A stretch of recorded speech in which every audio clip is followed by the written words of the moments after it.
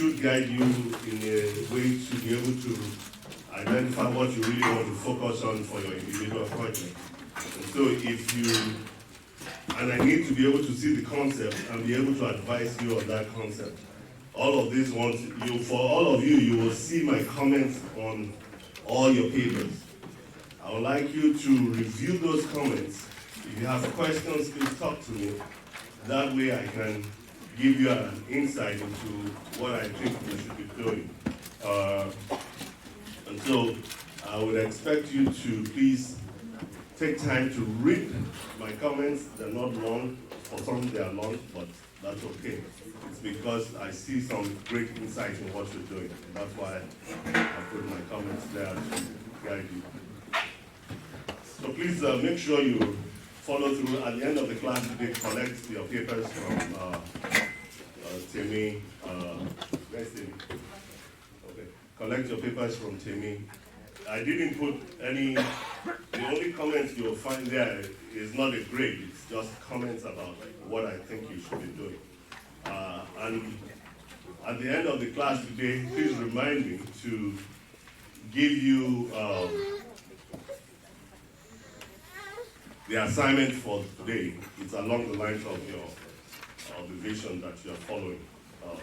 But it will give you a little insight into this is how vision comes up and you're able to follow through with it. Amen? Okay, the time is going, so let's pray this morning. Who will lead us in prayer? Okay, pray. The assignment for today is along the lines of the vision that you're following. But it will give you a little insight into this is how vision comes up and you're able to follow through with it. Amen? Amen. Okay. We have let's pray this morning. Our brothers and sisters from Allentown this morning, we want to welcome them as they come with the assignment for my good friend. Please welcome all the folks from Allentown.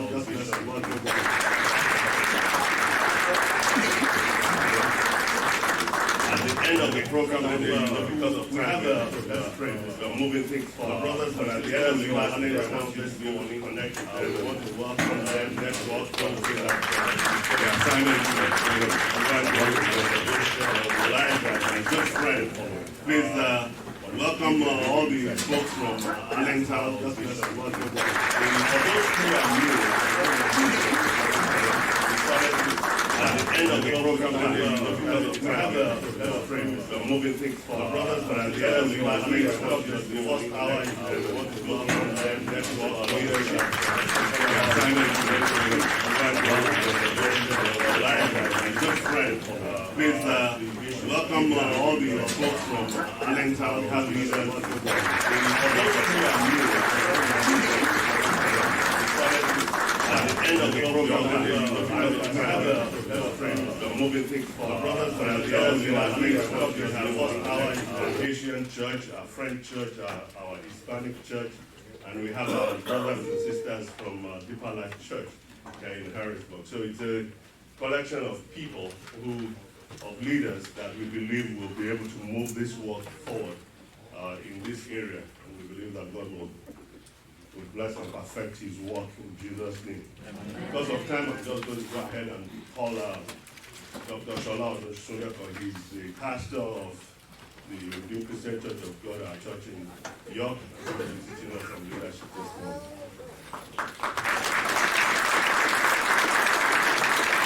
He's just coming from Puerto Rico with his wife. They have been enjoying.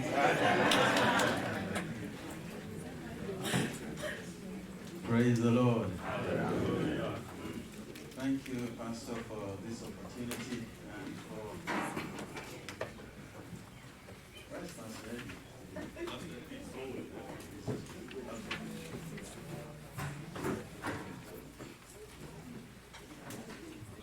Let's take one song. I know this is not NPA school. There's no separation of church and state. Be lifted high, be lifted high. Oh Lord, be lifted high, for you are holy, righteous and worthy.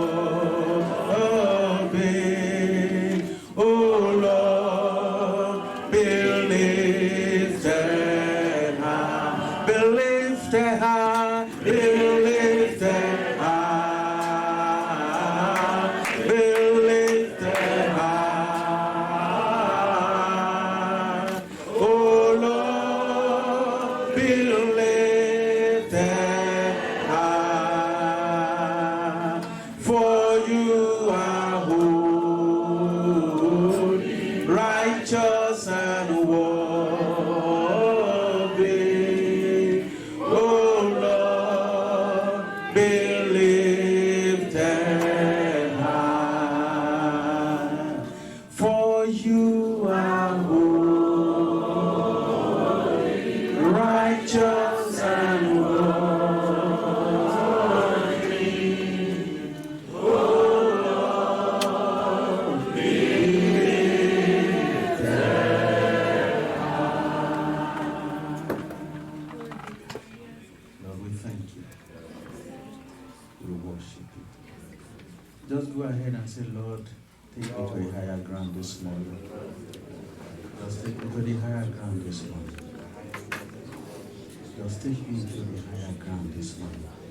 Lead me to a rock that is higher than I am. Thank you. We take all the praise and all the glory. In Jesus' name we pray. Amen. Be seated. Chapter 7 and 8, the book 21. I'm sure that Kathy is taking good note of the fact that I'm starting at 9:35, and therefore I'll finish at 10:35. Agreed? All right. So, chapter 7 is about what? Chapter 8 is intuition. So let's start with intuition and then we'll finish with respect.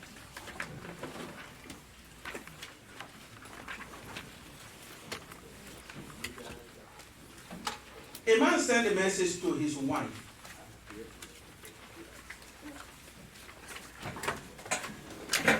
We had a visitor in our office who is now suspected of being infected with coronavirus. We've been put in a quarantine for the next 2 weeks. We're not allowed to leave and no one is allowed to visit us. The office will take care of all our needs. Thanks for understanding. See you in 2 weeks and the quarantine will be over. So the wife responded, "Dear husband, since we signed for better, for worse, and we want to be quarantined with you to fulfill the marriage agreement signed with you, tell your side chick to prepare her place for 3. I already contacted the Uber man who ferries your chick around. He's bringing me over."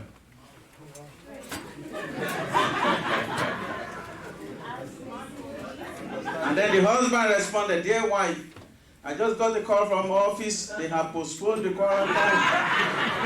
I'm on my way home. This is nothing but a miracle." Leadership intuition. So, who has, out of the Uber guy, the chick, the wife, the husband, who has leadership intuition? Why? Because it's International Women's Day.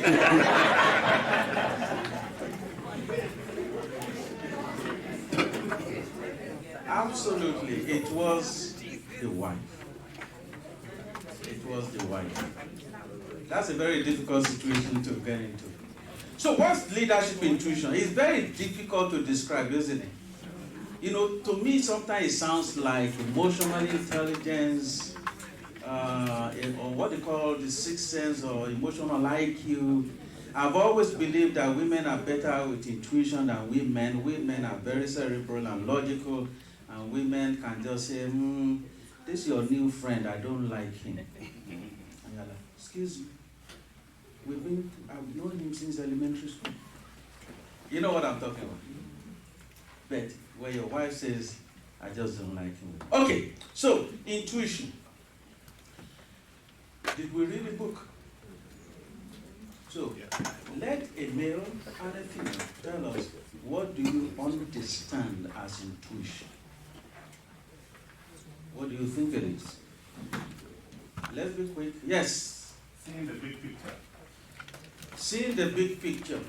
That's like a vision here. Yes.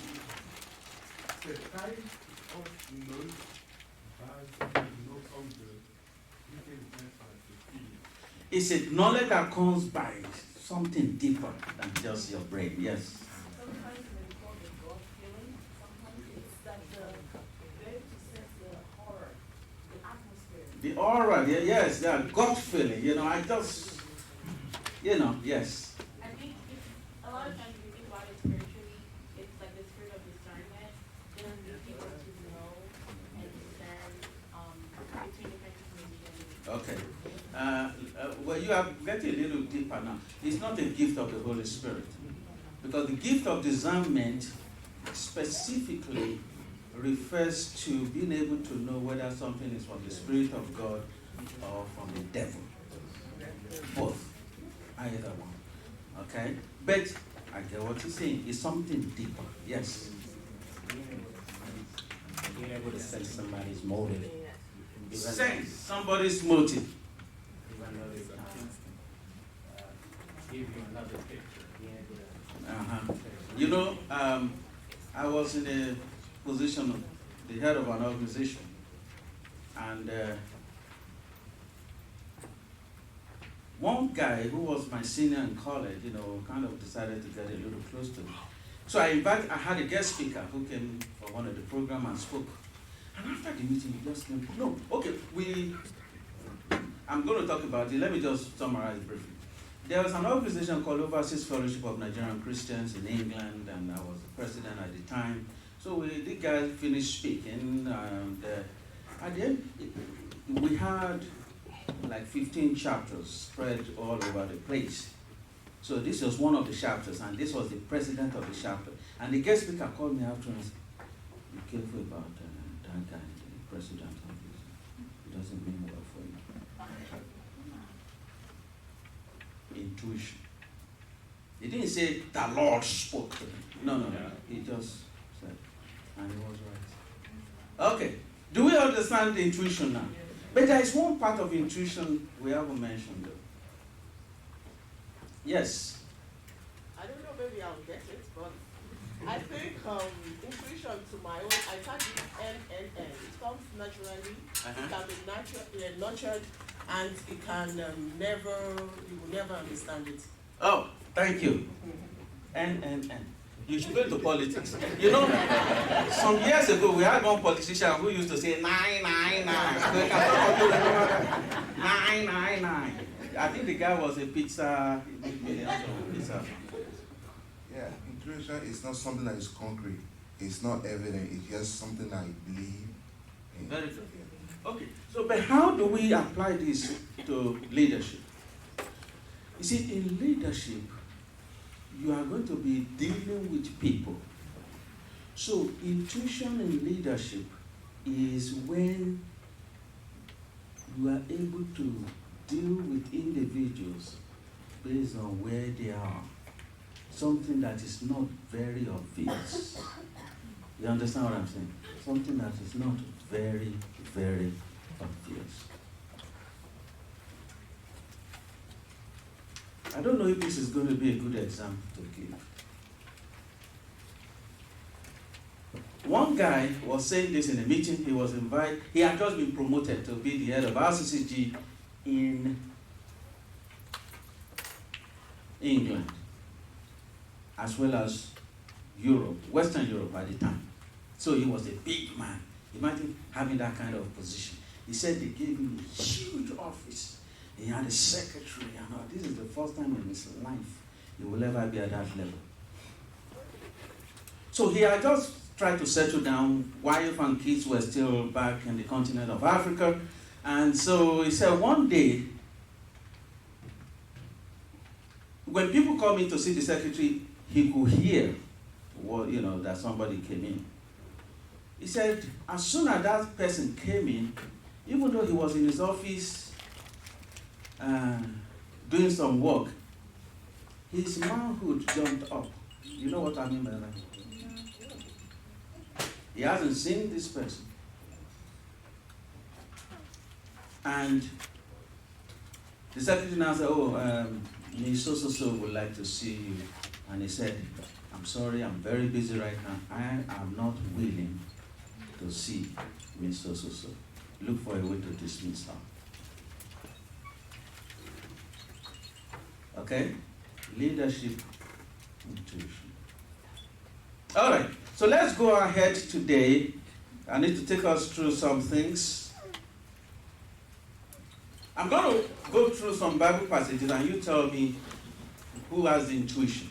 Genesis 25, 29 to 32, you all know that very well. One day, when Jacob was cooking some stew, Esau arrived from the wilderness, exhausted and hungry. Esau said to Jacob, I'm starved, give me some of that red stew. All right, Jacob replied, but trade me your rights as the firstborn son. And Esau replied, look, I'm dying of starvation. What good is birthright to me now? Who has leadership intuition? How did he get it? And how come Esau didn't seem to get it? Yes. Okay, she said Jacob knew the value of firstborn rights. He knew God at the time was God of Abraham, God of Isaac, and he's supposed to be God of Esau because Esau was the firstborn. He knew God's plan that he was raising a whole nation, that Abraham's blessings will extend for generations. And he thought, well, you came a few seconds earlier than me. I've got to get there. Intuition. Now, in leadership intuition, you don't exploit people's weakness. You just use them in a way that is of benefit to God's work. And I want you to see what Jacob did differently.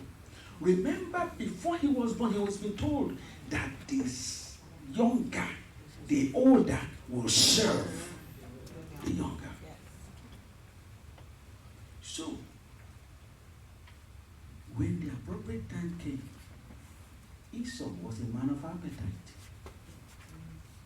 He was able to say, this is a critical time. My leadership intuition, let me ask it now. He had no dollar to give me. I don't need his clothes, but I need the birthright. Now that he's asking me for something, you know, money, what's the definition of money? It's an exchange. You gave me your birthright, I gave you the porridge. Business time. Leadership, intuition. Next one, Judges 12, 5 to 6.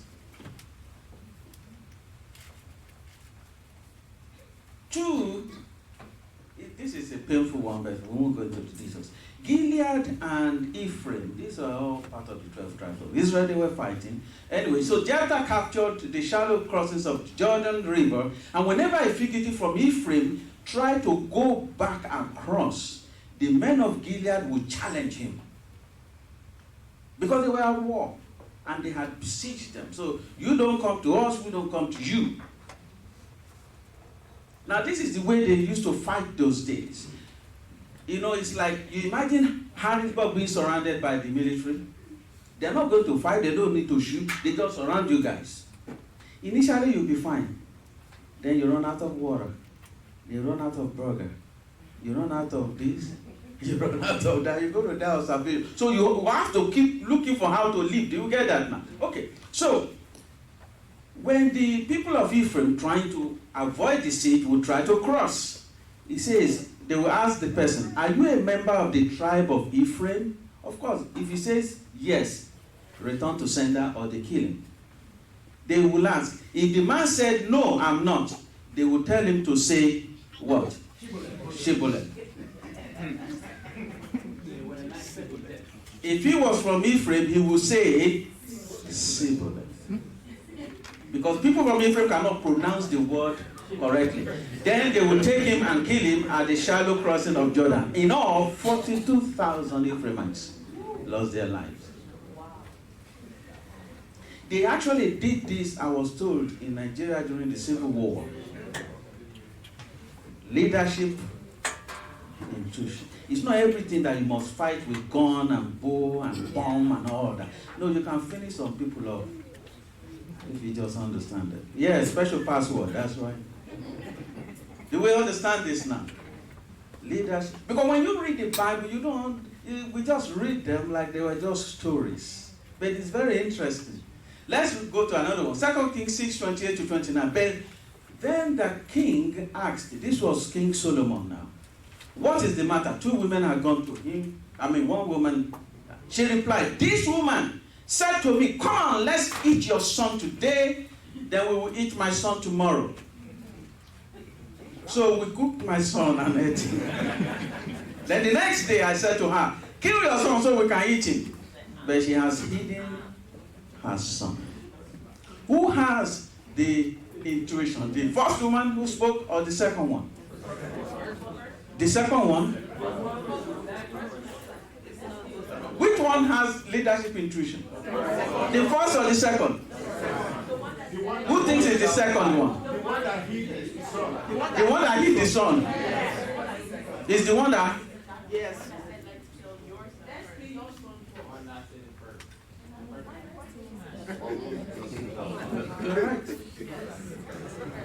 If we have a plan like that, I would rather you kill your son. Because once I have chopped and belly full, exactly, I can hide mine now. Now you need the king to intervene. It's not fair. Yeah, but that is how life is. It's an intuition. What do I do? Remember, okay, here is the point. The plan they had was a bad plan. Do we agree on that? Yes. It's just a point. How do you justify killing each other for food? Do you understand that? You brought out your son to this world, woman.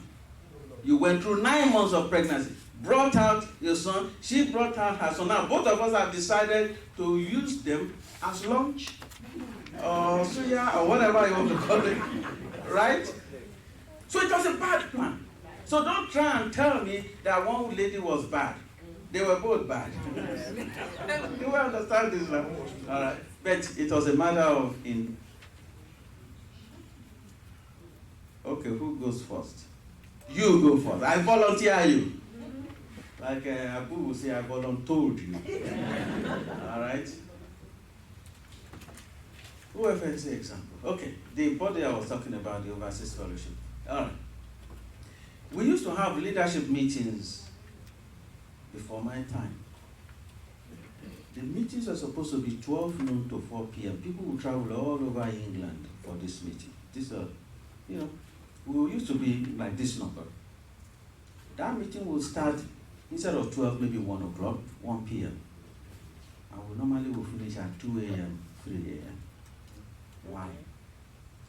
Because our people are so well educated that some of them will come with things that they have written based on the agenda that are as thick as this.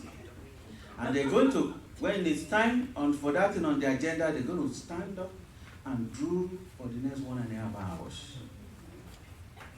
Some of these people, many of them had PhDs, but they were driving cars. So they were using our meeting as a psychological uplift. I may not be able to lecture in the lecture room, But you guys, you are in my happy audience. You must listen to me. So anyway, so what? Leadership intuition. So what I did was I surveyed those professors. So before the meeting, usually a day or two before, during that week, the contentious part of the agenda, I will call, hey bro, you know, this weekend we're going to be discussing this. What's your opinion? She will say this and this, and I will give pros and cons, we'll discuss on the phone. I think we should do it this way, isn't it? Say yes. Okay, very good. Then I'll call the next one. Then I'll call the next one. For my 2 years in that position, our meetings ended at 4 p.m. In actual fact, this is very serious. Because of this lack of intuition, I remember one brother said one day he had just given his life to Christ and he invited him for this meeting.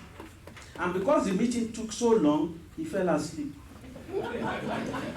He said suddenly when he woke up, two people were trying to fight and people were trying to hold this one that way and hold this one. And what's happening? Am I dreaming?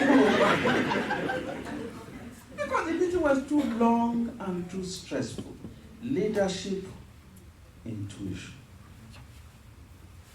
I pray that you will have it in Jesus' name. Amen. So, that is the end of intuition. Oh, very good. Any questions?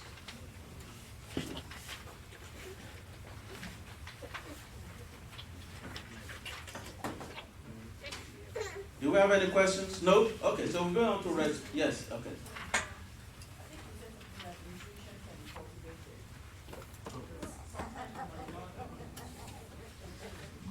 Since intuition can be cultivated in leadership, what can we do to help develop that aspect? Because it's important, since it determines how you're going to deal with situations. Because you can't deal with the same situation the same way every time. Sometimes you want to change things. So how do you build your level of intuition to help in leadership? I thought that was why they gave you the book to read. Right? Is it not written in the book? It's not? It's there. I mean, it cannot be comprehensive because what is just occurring to me is there are so many ways to build intuition, but you need to know. In fact, that is part of your assignment, that you have to identify, and I will come to that at the end of this. You have to identify an aspect of intuition that you need to develop. How are you going to develop it? Is the assignment. How are you going to do it? Yes, somebody. Yes. Could intuition be instincts? Yeah, you can call it instinct. Yeah. You have this instinct, and the instinct goes with peace, or it goes with a feeling or emotion that tells you something is positive or negative. Yeah, I mean, well, yes, but you see, this is limited to leadership intuition. And what that means is, how do I treat people based on where they are so you can get the best out of them? It's different from the general intuition, in which you're going to buy a car, there are 2 Ford dealerships on the same road, and you are about to turn to the first one, something just says, no, go to the second one. Now that's general. But this one is leadership. How do you use this positively to move people from one level to the other? So that's what it is. Yes. Yeah. My question is similar to what you said. Can someone be a good leader without having intuition? Are you born with it, or can you develop it with experience or something? Okay. Well, the answer is some people are born with it, and some people can have to develop it. You know, this is very, very important, brethren, because imagine if I'm working with Fafi, I'm her boss, and I just come in one day and said, I really had an urgent work that I needed to give her, but I could see from her face something is wrong. And I said, what's going on? And he said, oh, my best friend is said to be sick in the hospital. She had an accident last night, and she lives in California. And I said, oh, do you want to go and see her? And she said, yeah, but I don't have money for ticket. And I said, oh, okay, I'll give you money for ticket.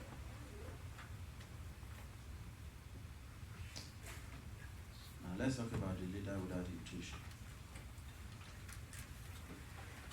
You give her something, say, I need this done, 5 p.m. today. She said, oh, Pastor, something terrible just happened last night. My best friend, we've been friends since elementary school, had an accident. I said, oh, really? I'm really sorry about that. So anyway, there are 3 points. There are 3 points in this thing that are very, very important that I need you to work on. Do we see the difference? You see, I'm not able to emotionally connect with what's going on with her because I am so goal focused. So there are many leaders like that. There's a wreckage they leave behind in their leadership because they are way too focused on the goal and they don't have emotional intelligence. They are not able to know that this person, in fact, that's one of the unknown reasons for many divorces.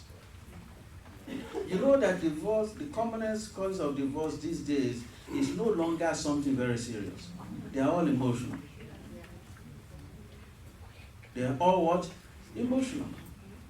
Okay, we need to move on. There's no more questions. I have 30 minutes each. Huh? Who has lied? The scenario now, you painted a lot. Yes. She lied.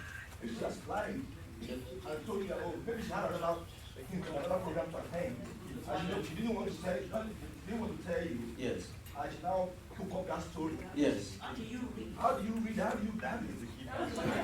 But remember that if she's my secretary, you will have known people over time. So you know those people that when they say it's good money, you have to look out first. So whether it is really money or what, or you look at your watch, because the words, sometimes you are more likely to be accurate by taking the opposite. So you already know that. Can you understand me? Don't you guys have experience with your wife? So how come you see have problem? Alright? Next one. Name 6 qualities that help a leader gain respect. Yes? You are supposed to tell me what's in the book. Reputation and influence is not in the book. Yes? Fearless and unshakable. That is not in the book. Courage, yes. Consistency is not in the book. Respect for others, yes. Adding value to others, number 3, yes. Sorry? Success, yes. Number 4. No, somebody mentioned that. Hey, number 5, one more. Loyalty. That's it. Somebody already mentioned courage. So those are the 6 qualities that will help a leader gain. What? Your reputation? No, it's not there. It's not chapter 7. It's not there. No. It was listed out. Those 6.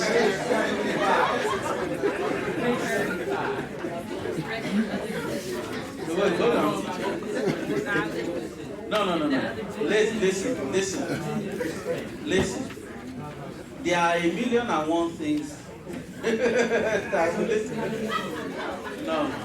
Exactly. And the list, we're supposed 6 qualities. I said 6. There are 1,000,000 qualities that will gain respect. Am I not right? But for example, if you are a millionaire, even if you are a fool, it will give you some respect with some people. Yeah, but that's not in the book. All right? Okay. So you guys have read the book. So I'm not here to talk about the book. All right? Are we ready? Do we need to stretch? We should move on. You guys are really fresh this morning. Anyway.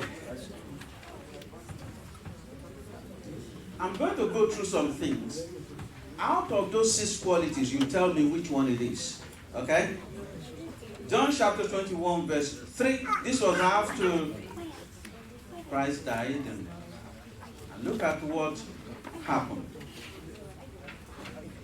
John 21, verse 3. Okay, listen carefully. You know, the Bible passage is not in the book. So if you are looking for it, that means you haven't read it. All right? Okay. Simon Peter said unto them, I go a fishing. They said unto him, we also go with thee. They went forth and entered into a ship immediately. What kind of, he made a suggestion. He didn't say, let us go fishing. Did you notice that? He said, I, Peter, son of Mr. and Mrs. Simon Bar-Jonah, hereby declare that I have a new passion, which is a resurrection of an old passion, to go fishing. And the rest followed him. So he had their respect. But which of those 6 qualities will you say? Natural ability. Sorry? Natural ability. Leadership ability. Thank you. That's leadership. For you to say something and for people to follow. You remember we said, if you are a leader and you have nobody following you, you're just taking a walk. All right, you get it. Yes. All right, so that's what that means, is leadership ability. Remember, he had failed like them. The others disappeared. He was the only one that verbally expressed negativity about our Lord Jesus Christ. And he did it 3 times. But he had leadership ability. Okay. Next one. Romans 12:3. For I say through the grace given unto me to every man that is among you, not to think of himself more highly than he ought to think, but to think soberly, according as God has dealt to every man. Respect. Sorry? Respect for others. Respect for others. There's one guy called Bishop A. Crook. He used to run a radio program when I first, this was in the late 90s. And he said something, and I don't know why. I used to listen to that radio on my way to work. And he said something about meekness. I didn't write it down, but I've never forgotten now for over almost 25 years. That meekness is the belief that every human being you will ever meet can do something better than you. Every person that you will ever meet, there is some aspect of this world, of this life, in which they are better than you. Respect. All right, let's go on then. I've already given that away. Maybe some of you didn't see it. John 7:3-5. And Jesus' brothers urged him to go to Judea for the sake. No. See, he couldn't. He was hiding because some people are waiting to seize him in Judea. So he's now home. His brother said, didn't you say you are from God? He said, no, don't stay at home with us. We didn't claim to be Savior. You claim to be Savior. You should be out there doing your miracles. Why are you here, bro?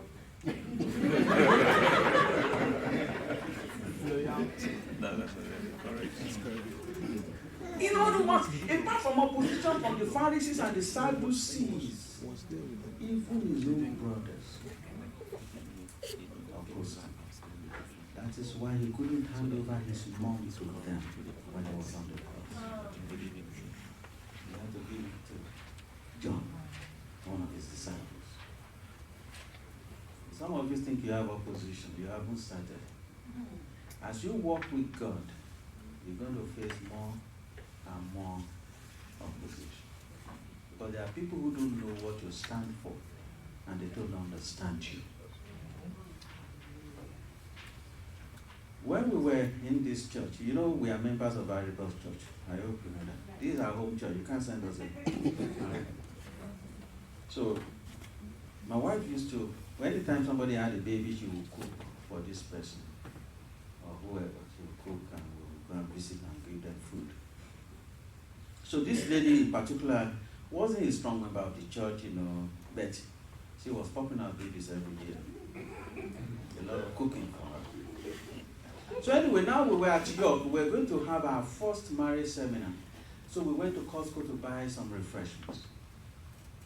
And she met us at Costco. And she was one of those cheap ladies. She wanted Costco prices, but she didn't want to pay for the annual card. So she came to us and said, please, can I use your card when I'm done and all that? And we said, oh, no problem. But we are not going to be here for long. We are on our way to a program at York. And she just unleashed on us. Program. Ever since I know you people, you are always going for program.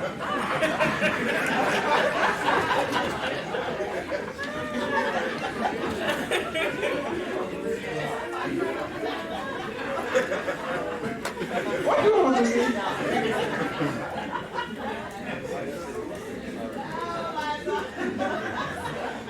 You are the one who needed help. I didn't plan for you, you to come to Costco.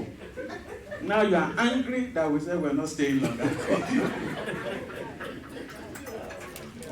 So don't be discouraged. Okay? All right, next one. 2 Samuel 23:14-16. I think Pastor mentioned this in our very first with Pastor Elowa when she talked about David and the categories of people that God sent to him. The first category of people are the ones we're talking about now. They were not good, but they became strong. Now, let's read our Bible passage, 2 Samuel 23:14-16. And David was then in a hold, and the garrison of the Philistines was then in Bethlehem. And David longed and said, oh, that one will give me drink of the water of the well of Bethlehem, which is by the gate. Listen.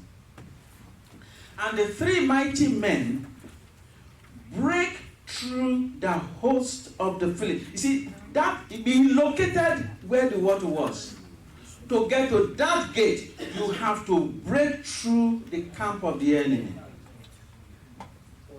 And they drew water of the well of Bethlehem that was by the gate, and took it and brought it to David. Nevertheless, he would not drink thereof, but poured it out unto the Lord. Because those people risked their lives to get him water. What kind of respect is this? What has he done? Loyalty. They said loyalty. So I said this. It could be loyalty because they were loyal to him. But you see, you are thinking of the man. I'm thinking of David. What did David do to engender that quality that someone is? You know why? Since they've been with him, they have never lost a battle. Do we get that? A record of success. So you and I, we do. Can I talk to the men for 1 minute? Less than 1 minute. Yes. One of the reasons why your wife doesn't let you talk at home is because of this problem. Your success record. It's been called the question, but she won't tell you that. You know that. The women, they will never come straight. Your friend can tell you straight, but your woman will say, hey, don't worry. Since you got your glasses, that is when you'll be having problems. But inside her, she knows. You lost last time, you lost the one before that. You're asking to use my credit to get another loan from the bank. Never. It's not going to happen. Okay? It's not going to happen. Okay, so success record. Next one. Ruth 1:15-16.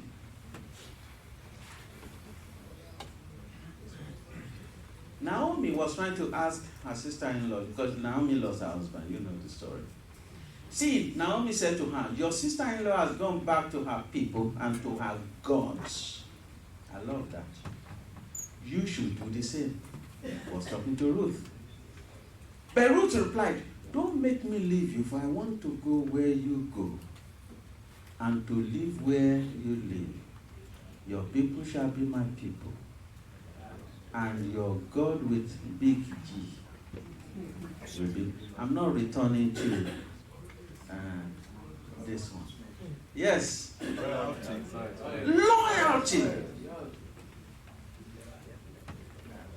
Loyalty. What is loyalty? Anybody? Because there are many definitions of loyalty. What's loyalty? Sorry? Not being quick to run when things get out. There was an example in Acts of the Apostles. Can we remember? That caused a problem between Paul and Barnabas. That's right. John Mark said, this heat is too much. I can't stay in the kitchen. Bye. All right? Okay. Any other definition of loyalty? Why it cannot be value? Value to what? Because of what she has, because Naomi has a value.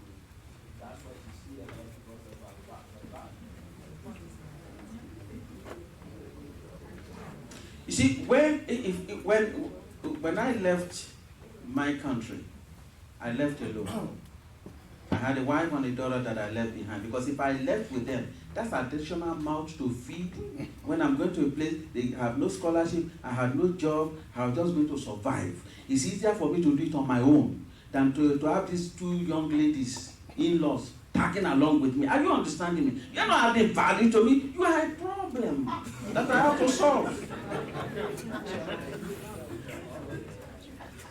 No, there's no value there. Well, maybe just company. But you have to sort that. I mean, you remember the problem Abraham with Lot.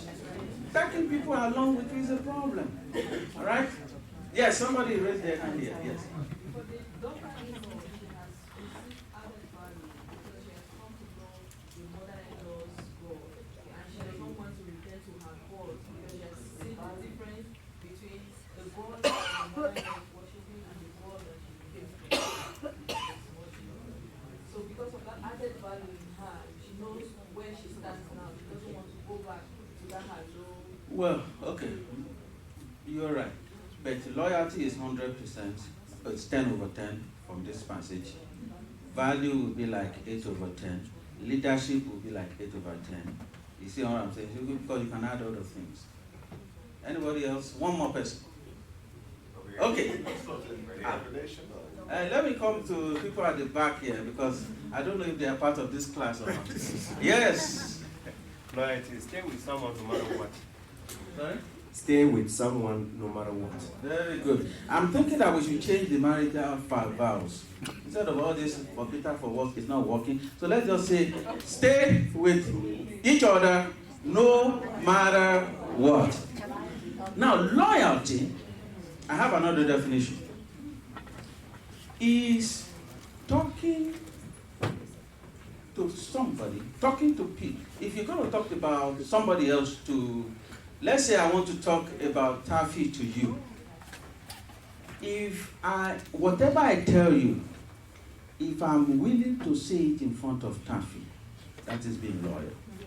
But if I tell you things that I don't want Taffy to hear, that is being disloyal. Listen carefully. Not only am I being disloyal to Taffy, I'm telling you not to trust me. Because if you trust me with your stuff, guess what? I'm going to go to him and say, is that your brother, the one that sits with you in my BLM? Be careful. What she told me he does to his wife. Eyes have not seen. Ears have not heard. Let's pray for him.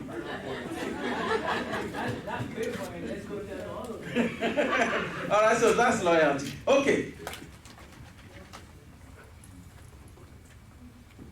owns the two upper rooms in Acts 1:3 and Mark 14:15?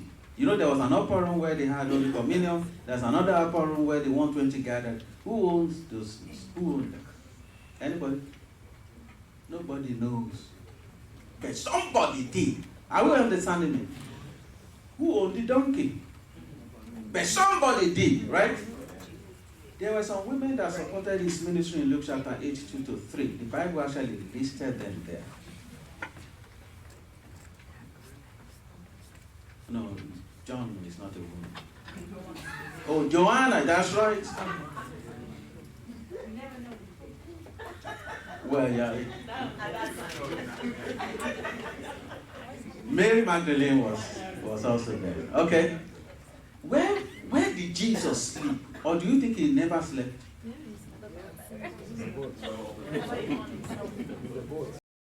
People donated their accommodation for 3.5 years. Who fed them? Okay, we know he fed 5,000 twice, but he wasn't eating out of the 5,000